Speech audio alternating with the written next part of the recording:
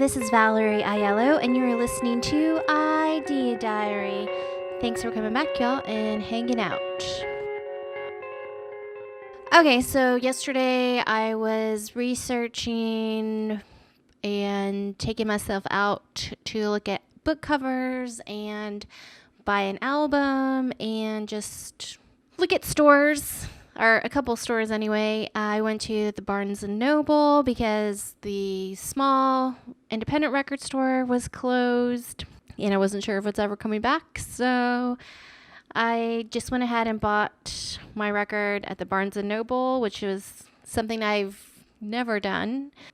Even back when Barnes & Noble was a place to go shopping, I definitely bought some CDs there, but it's just been a very long time since I've gone to a place like that to buy music. But I wanted the album and I didn't want to order it on Amazon. For whatever reason, I just wanted to go shopping. And then while I was shopping, it felt kind of creepy, honestly. And it just, well, for one thing, the album was $37.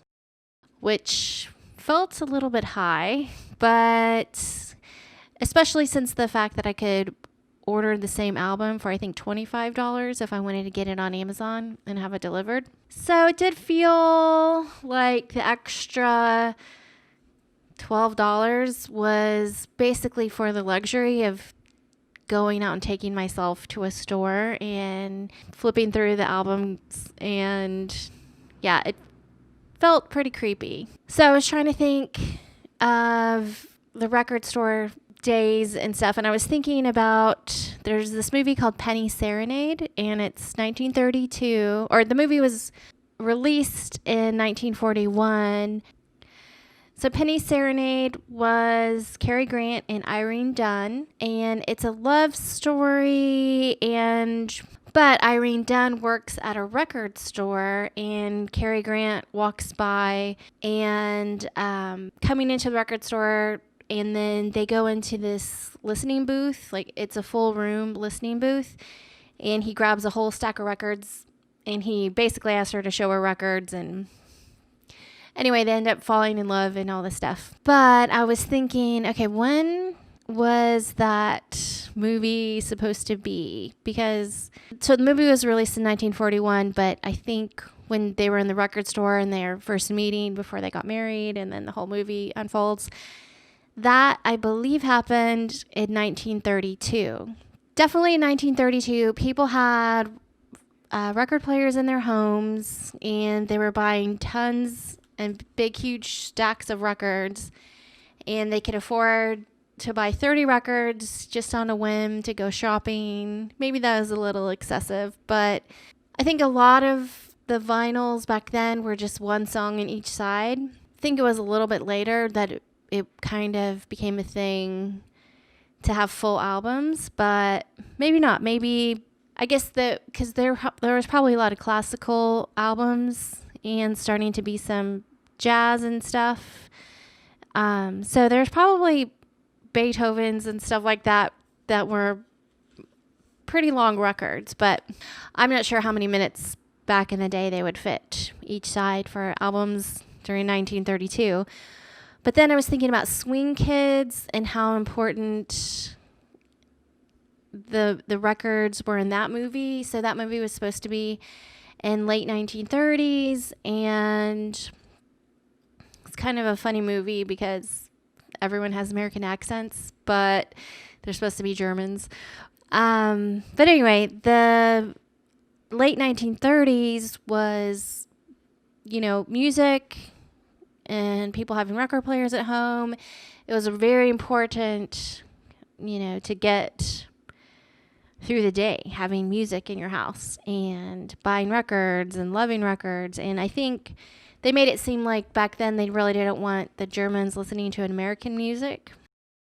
I don't know how true the movie Swing Kids is, but I think I remember that being in one of the scenes where the guy had a bunch of American albums at home, and that was bad. But anyway, so then I was thinking about, there's this documentary called All Things Must Pass, and it's about Tower Records.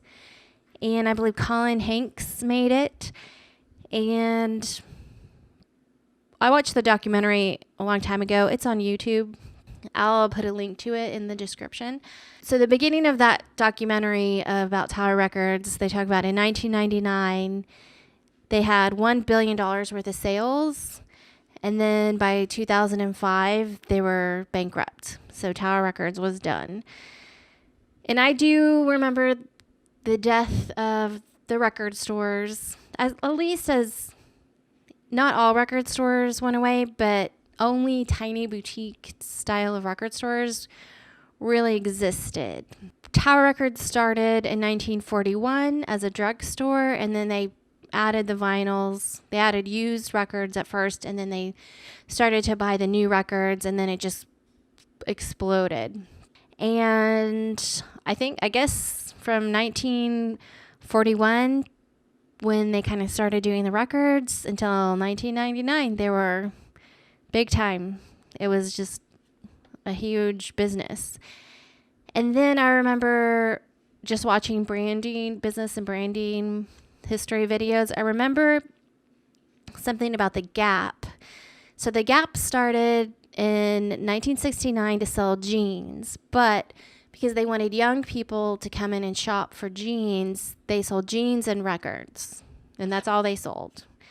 And in the beginning, they sold Levi's until about 1980. They stopped selling music, and they started making their own clothing line.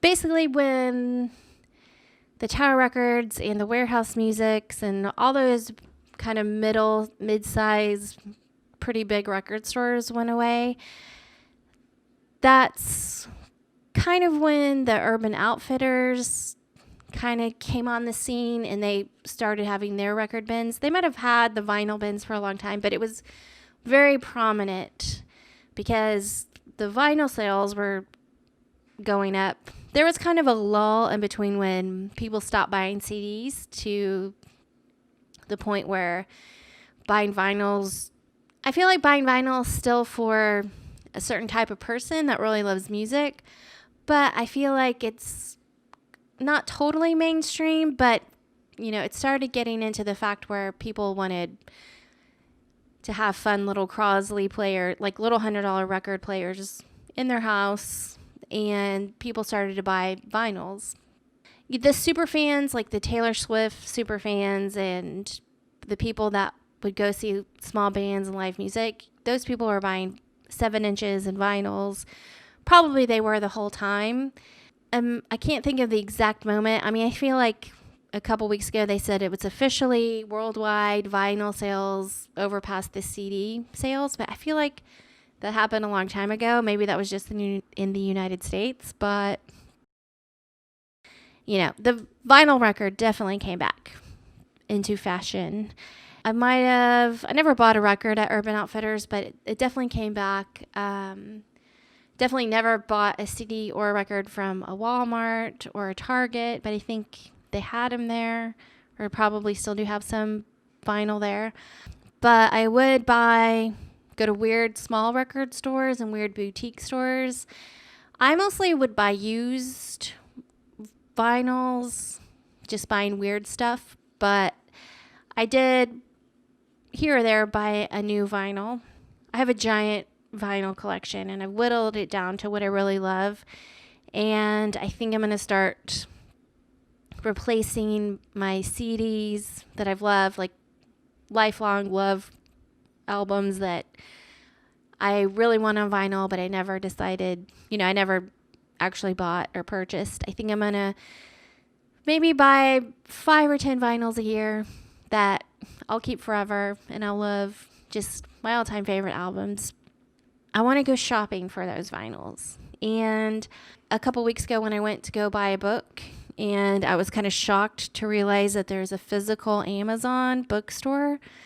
So I know Amazon's horrible and they put everyone out of business. They're kind of like the Walmart of everything. But there's a mall kind of shopping little tiny district called the Domain here in Austin. And I was looking for a book, and I didn't want to wait for shipping. I just wanted to go and buy it. I felt like it was a new enough book that it might be in a record or a bookstore. And pops up an Amazon physical bookstore on the Google Maps thing, and I was pretty shocked. I never heard of that. I've never saw that. So anyway, I just kind of went to the Amazon bookstore just to see what it was like. They didn't have the book that I wanted to buy, but I was just too curious to see like what that was. And that was pretty much in the beginning of the apocalypse stuff. It was pretty freaky, but they had a bunch of people working there, and just kind of walked in, looked around, and walked out. So I don't know how I felt about that. I definitely wasn't going to, I don't know. If they had the book that I wanted, I probably just would have purchased it there, but they didn't. I went to the Barnes & Noble, to the music department to buy the vinyl because I was pretty sure that is a new vinyl. So I was pretty sure that they had it. And it was super freaky because Barnes & Noble is in the same place as it was in the 90s when it kind of came to be. And all the bookshelves looked the same, and all the branding and all the signage. It seemed like I went into a time capsule. It was pretty freaky. Bought my very expensive new record, and it just felt like, I don't know, I just felt like this experience of going and physically shopping in a record store of some kind and flipping through the stacks, I imagine that's not going to exist much longer. So I don't know if drones are going to be delivering your vinyl in 1 hour or how it's all going to work. But basically, I just wanted to kind of document the death of the record store, when it was important, how long ago, when it finally, like about 2005, just completely went away. But we still had some options, like the Urban Outfitters, or there were still a few Barnes & Noble type of things around, and then the small, tiny boutique record stores. I don't know. I guess I kind of wanted to put out a warning. If you want to physically go and buy a record and you want to do that for any time in the future, I think, you might want to take the chance now to take yourself on a record store date and go buy a record or two, and maybe do that a couple times, because I feel like if we don't support it now, I mean, maybe something will come up and there'll be some new brand that, like the Gap, like they just sell jeans and records, and now there's a place to go and purchase records and to look through different vinyls and stuff. And then, I mean, I'm not even sure if there'll be used record stores. Maybe if some sort of certain vintage stores kind of take it under their wings to add vinyls to the mix of stuff they're selling. I feel like the vinyl is kind of doubles as decor and music.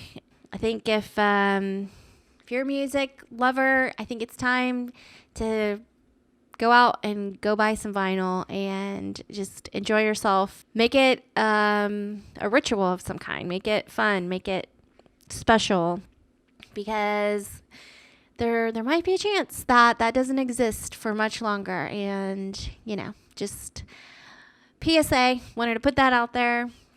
Go shopping, go buy a record. And I guess that is the end of today's show. That's pretty much it. Thank you for listening on iTunes and Spotify, if you're listening to the podcast or wherever podcasts are found. And if you're watching and listening on YouTube, thank you very much. And I still don't know how to end the show, so I'm just going to play the music.